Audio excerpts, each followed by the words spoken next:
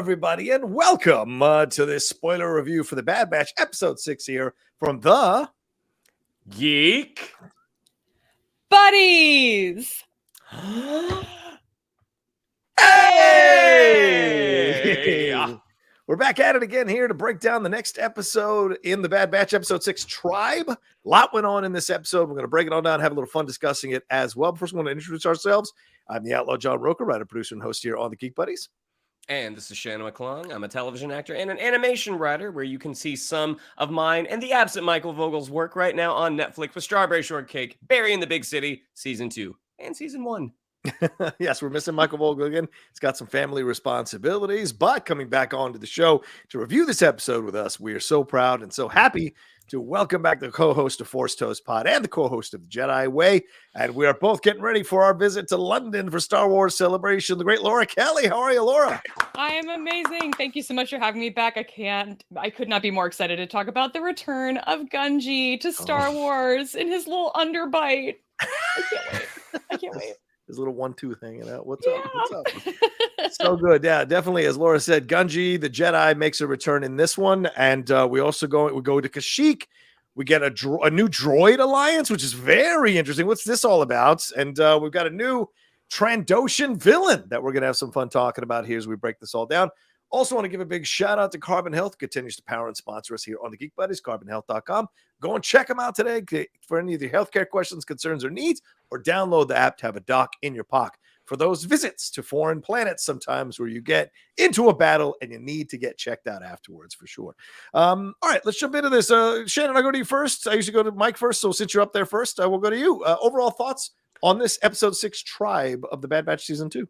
You know, episode 5 was not my favorite. Episode 6, really up there. This was a lot of fun. I mean, anytime we get to see some stakes involved. I mean, we get the awesome return of Gungi. We get some lightsaber action. And we get to delve into Kashyyk a little bit. I mean, this episode was just a lot of fun. And like even from the beginning, this one feels different. It feels like there is something on the line here, and you get the sense that Hunter is understanding that the Bad Batch need to be doing more, and for the audience's sake, I hope he listens to Echo, because this episode was a blast. Yeah.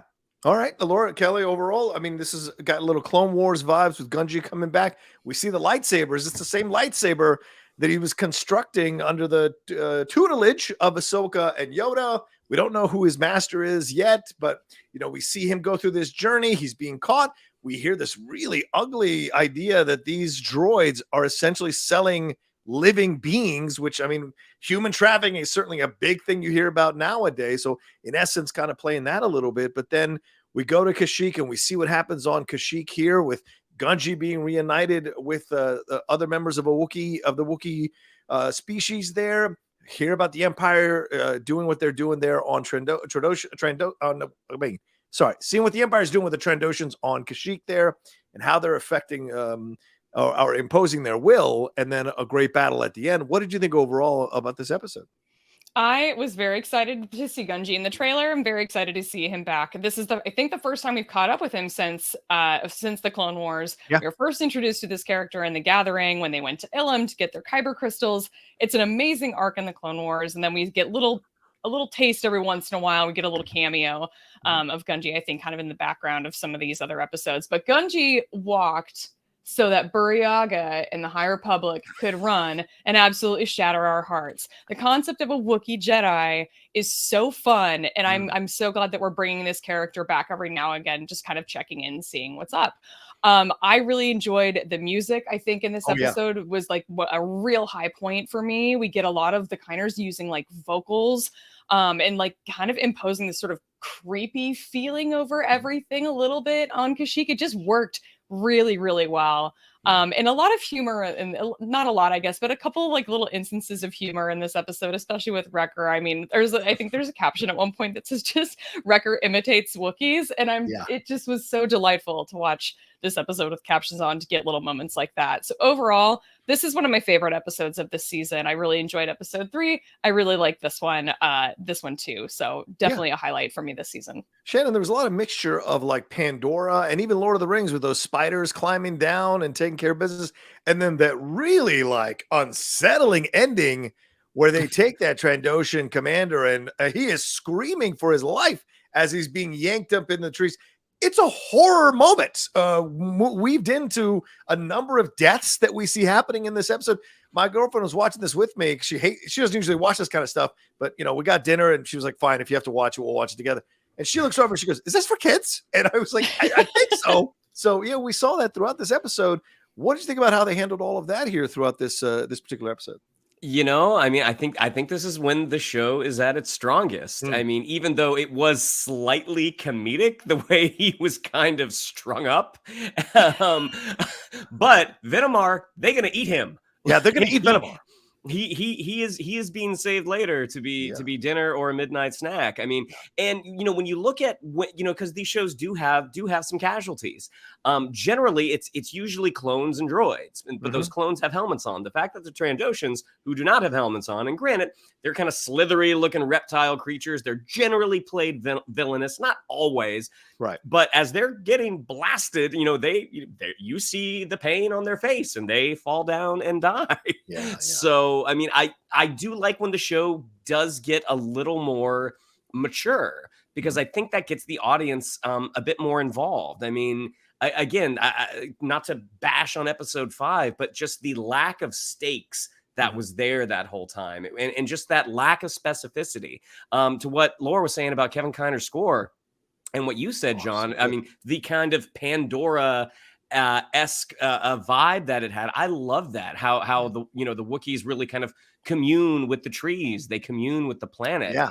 And it was just, I mean, and the music really supported that. And I thought that it really stood out. It was really great.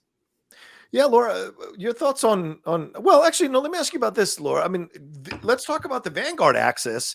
Laura, you've been big on droid rights, and this is an all droid crew of pirates and smugglers that are transporting living creatures. And by the way, shout out to my boy JP Karliak, who's one of the voices of the droids there. This is interesting, right? Because they were really cool with the clones, working with the clones, equal with the clones, no problem with them. It wasn't until Omega got involved, who is a clone, of course, but got involved freeing Gungi from the situation. So what do you think about getting this kind of new wrinkle in the Star Wars universe here? I think it's always really fun kind of getting to see, number one, droids that kind of look like other things we've seen in Star Wars before. I mean, these droids had very similar sort of look to L337, one of my favorite droids in the entire saga. So I was excited to see that, only to then be like, oh no, these people are very, very bad.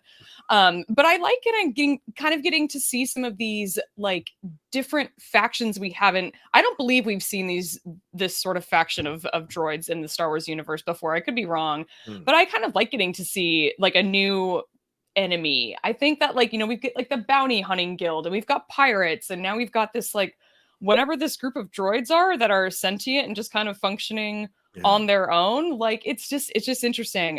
There's one line at the very beginning of the episode where I think Hunter makes some comment that Sid said that this ring of droids is notorious for illegal smuggling.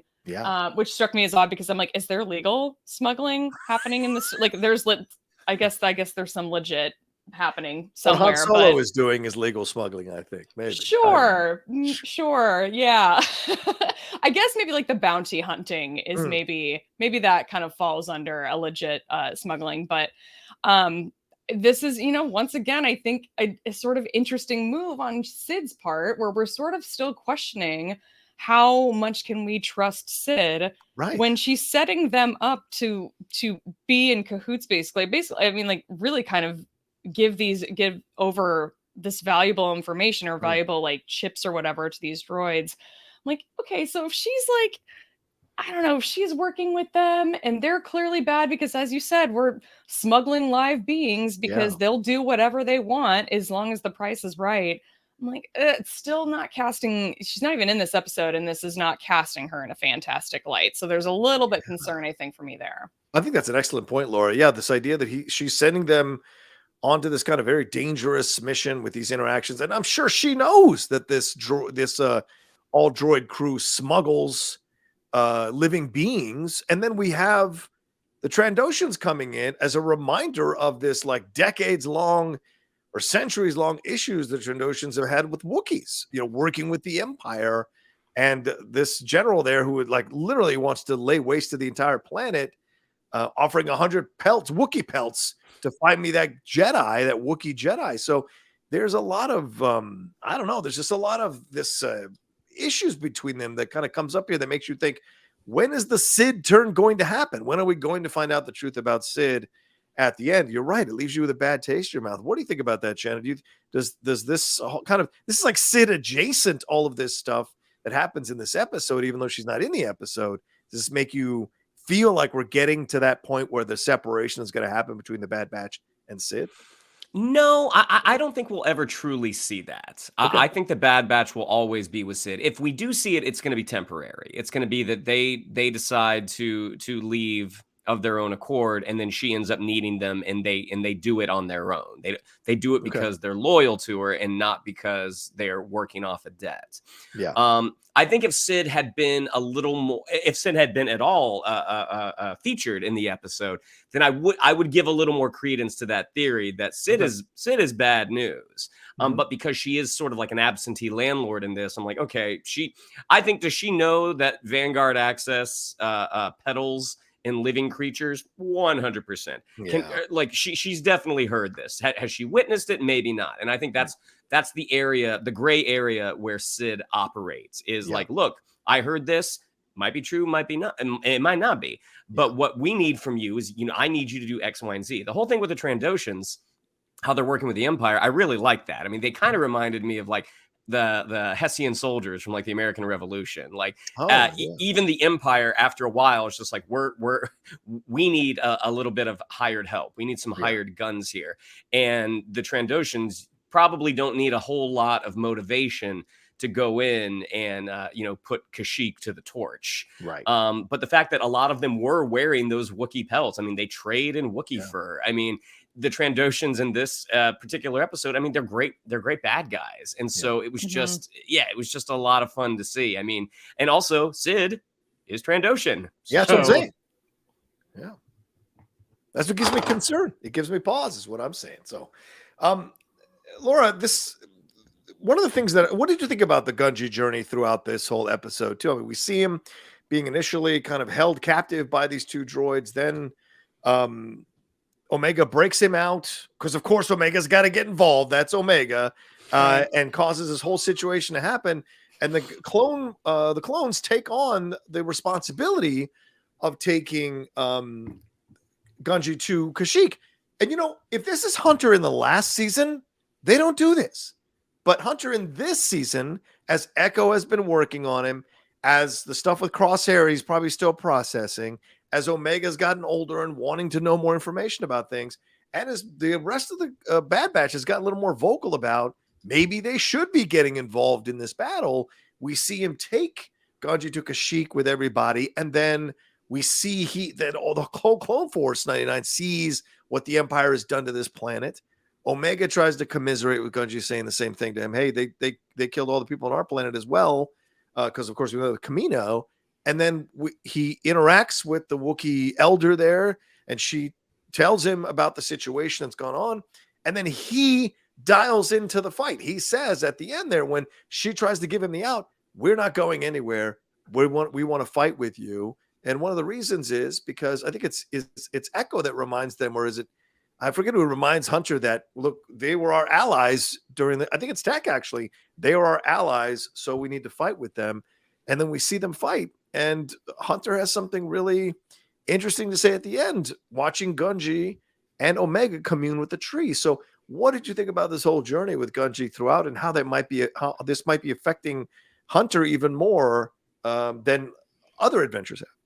I think that's a really good point, that Hunter is we're seeing a bit of an evolution, I think, of Hunter and how he's sort of approaching some of their missions. But I really like this relationship with Omega and with Gungi, the fact that it's really kind of her just not minding her own business that leads them to getting involved with what's happening with Gungi. I mean, now the fact, I guess there's something that I just I didn't think about until they kind of brought it up in this episode, that of course Gungi's never been to Kashyyk, or he was probably born there, but then taken away very early on, doesn't remember anything about it, doesn't know where he's from, and has now, he's lost his whole, basically the equivalent of a tribe when Order 66 happened and all of the Jedi disappeared. So this poor character now has kind of, it's been through the ringer for sure. And the fact that he's now survived as long as he has is really remarkable. So I really like that we're kind of going back to this, taking him back home. We're sort of finding a new tribe for him. I love the conversation that happens with this sort of Wookiee village elder at the end, where Hunter is just like, these poor kids like just don't get to be kids, and it's not fair. And the fact, I also didn't think about the fact that like Hunter kind of didn't get to be a kid probably either. None of the clones did. Right. None of he knows exactly where Omega and where Gungi are coming from in that sense, where they're just kind of, they're sort of all in the same boat, where none of these groups of people got to have any kind of childhood. And I think that's just going to continue to be more of an important theme, I think, for Hunter, especially relating to Omega, and just sort of hoping that she gets they find some sort of peace, some sort of balance for her. But I really do, I love that conversation that they have at the end, where Omega is actually like kneeling down with Gungi, sort of touching the tree, and she's got her eyes closed too. And we've seen a lot of the theories, I feel like, of people being like, is Omega force sensitive? Is she not? I truly don't think she is. I think this is sort of the thing where she was just trying to, I don't know, like have this kind of this quiet moment with Gungi and have this thing in common and kind of show respect for this Wookiee culture. It was so interesting. I really like how they brought all of the natural elements of Kashyyk into the actual fight itself, the firefight with the Trandoshans. It was just overall really, really well done. And that quiet moment with Omega and with Gungi at the very end, again, sort of an echo of like an earlier moment, just I think a couple minutes before this, where I think it's like almost 20 seconds of just no dialogue. All we hear is just like the sounds of nature on Kashyyk. And I like that this episode took a couple of those beats just to have the kind of quiet moment. We don't get a ton of that when it's kind of a constant battle and it's a mission of the week and all of that. We certainly don't get it when it's, droids on a racetrack. But the fact that we sort of took that step back and had those quiet moments in this episode was something I really appreciated. Yeah, Shannon, what are your thoughts on the two things that kind of struck me, as Laura brought up so astutely, the idea that Gungi's like doesn't remember much about his home world. It's been so long since he's been there. So in essence, maybe a little like undercurrent shot at the Jedi, that they take these young kids out of their home world so they can't really connect with them because there's a bigger purpose. So when they come back, everything is kind of, you remember it from sense memory, but like it's been so long. And so there's a feeling of displacement almost that happens. And also the idea of Hunter having the conversation with, I think her name was Yana, the elder there, and saying like, these kids, we got to keep these kids away from war, which I think is a legitimate conversation, as we saw with the military stuff a few weeks ago in that episode. This is a commentary about some places in our planet where kids are born into war and never do get actually to have a childhood because, they've got to dial in and get into the battle very early in life. So what do you think of these two themes running through, or these two kind of things running through this episode? Well, I mean, you do get the sense of, one of the flaws of the Jedi Order is they take these kids away before they have time to become attached to their homeworlds, before they become attached to their families. Because I think, it's okay to have attachments. It's not okay to lose, to not want to lose those attachments. Right. That's the path. That's the path to the dark side. And so, I thought that was really great. I mean, I love the fact that Gungi is like, do you remember this? And he's like, in my dreams. Like that's something that, a force sensitive being would have, is, a strong connection to that past, even though they're separated from it, that there is that, that ember that's still kind of burning. And as to like Hunter, I mean, one of the greatest moments I thought was when they're in the ship, in the Marauder, and when you see the other clones approach and how Gungi's ready to, he's ready to fight. And they kind of spell it out like, look, this is what happened. The clones killed everyone. And so I think Omega getting involved, I think it doesn't matter who those 2 Vanguard access droids were going after. I think anyone who's an underdog, Omega's going to be on their side. I think with Hunter and the rest of Clone Force 99, knowing that they are related to the folks that are the reason that this child is by themselves, I think that's where that responsibility to get him back to his homeworld probably comes from. I thought that was a really beautiful moment when, as Tech is translating what Yana is saying, that was just really, really nice. But I mean, yeah, that whole idea that the kids in the galaxy at this point in time, they are being born into war. Yeah. And, even like Cassian Andor talks about it. He's been in this fight since he was 10 years old. Right. So, and that's really just kind of really fertile ground for storytelling. And, you get the sense that Hunter and the rest of the team want to provide a better future for Omega. And the way that they're going to do that ultimately is by getting involved in the fight. Yeah. Does that sound like at the end there, Laura, that feels like where the journey is going next, is this idea that Hunter is becoming more and more comfortable with the idea that they do have to play a hand here and play their part to fight off the rebellion? Because even when he's talking to Yana, he says, we used to be soldiers for the Republic, but we don't see eye to eye with the Empire anymore. Essentially saying, like, we're making a stand here, and we're showing that we're on one side of the fence and they're on the other. I think we're going to continue to kind of close in on that. I hope that by the time we get to season 3, we're much more involved, closer, I think, with the rebellion and sort of fighting the Empire on a bigger scale. Yeah. At the same time, the smaller scale of the show, I think, is nice. We sort of are kind of keeping it all in the family with just this small group of people traveling the galaxy together on a mission of the week. But I like that the mission of the week took us to Kashyyk and sort of took us to just another planet that's just trying to defend itself against this evil empire that is now outsourcing work to Trandoshans, another evil entity. I mean, it's just it's this never-ending thing where you just get such a sense of like the Empire's reach. And I think that sort of reach is going to continue to kind of close in the farther we go in this season. And I like the idea that Hunter is kind of coming around to the idea that Echo may be onto something in wanting to join a larger fight. Yeah. One last thing we should talk about, Shannon. I go to the action guy here. That final battle, as I mentioned, a bunch of Trandoshans died. Some of the Wookiees died. Whatever the Wookiees are riding, which is this badass lion type Wookiee thing, Kashyyk lion thing, was pretty awesome. But we get this awesome shot of the fire circle with Gungi versus the Trandoshan general there. What did you think about how the action was set up here in this final battle? The catharsis of watching at the beginning Gungi reaching out for his lightsaber that he's able to force pull away from one of the Vanguard access droids and turn on that lightsaber. I mean, that's just so, for any Star Wars fan, anytime a character turns on a lightsaber, it's you might not even know the Jedi or Sith that well, but the moment a lightsaber ignites, it's just exciting.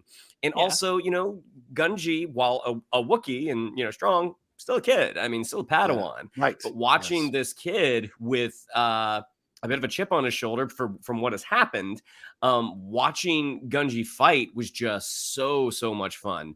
That last action sequence, whatever, like giant-eared lion monkey hybrid thing that they were riding, that was just a lot of fun. And because the stakes were so high, we're dealing with this essentially orphan child. We have a culture that's on the precipice of being decimated by these invaders. You're emotionally involved. And so the stellar action with that as a base, like having that support, makes us so much more invested into what is happening. And then, watching Gungi get to take on Venomar, I think it's so funny that everyone has blasters and, you're kind of running into fire. The moment someone turns on a blowtorch, a flamethrower, everybody gets back. Yeah. Even though just a moment ago they were firing blaster bolts that could also just go right through you. There is just something scary about fire. But like watching Gungi, being able to slice the flamethrower in half, That was awesome. And then, we established that connection that even though he hasn't been on Kashyyk in a very, very long time, he still does have a connection to the planet and the creatures and the trees. And so you see those kind of, spider snork hybrid things, web down and then take Venomar. I mean, even though it is, again, it's funny, like I think they were kind of playing it for laughs, but also just sort of a grim ending of like, oh yeah, that dude's toast, literally. Everything was just a really, really great episode. I gotta wonder about your sense of humor. I didn't laugh once in that. I was chill to the bone, man. That was kind of scary. Laura, your thoughts on that ending, on that final battle here? What'd you think? I really enjoyed it. I mean, the fact that it all kind of comes down to that Trandoshan general and in Gungi. I almost was sort of waiting for Omega to like interfere, but we kind of just watch her observe from afar. And you have to kind of think like she probably didn't get a ton of exposure to Force users, and getting to watch the show I think was probably really entertaining. There probably wasn't a ton she could add to it. I mean, with her bow, like in that sense, like Gungi definitely had it handled. But I really enjoyed all the firefight, and yeah, the flamethrower, like bringing that weapon back from like the Force Awakens. We don't see a ton of flamethrowers in Star Wars, but I really enjoyed it. It was definitely a very deadly weapon, and yeah, I kind of thought at the end where they had him strung up and they were stocking the fridge to keep him, I think, a little bit later. And I also thought it was funny. So maybe that's something with me and Shannon having darker sense of humor. We got the gallows humor, Laura. Kinda.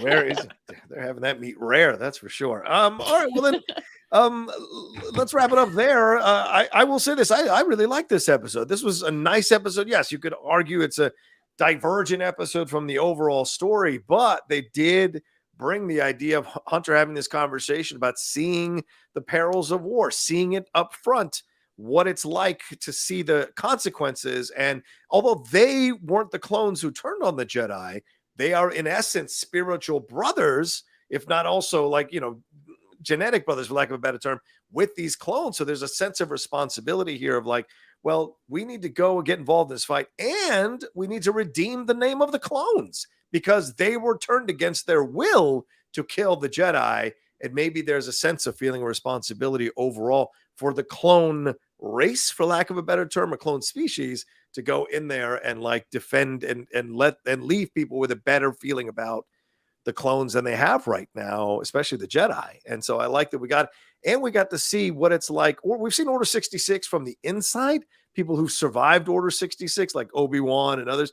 But seeing it as a child, as you guys mentioned, a younger Jedi guy who's not a master, but a Padawan still, what his experience is like having survived Order 66 and his reactions to everything as we saw him dialing into the fight from the beginning. So I thought that was really great in this episode, and the themes that we got as well about children and the perils of war and how we have to keep them from these kinds of things, because it can warp at too young an age, as we saw with Anakin. So, all those things throughout. Any final words from you all, or are we good to go?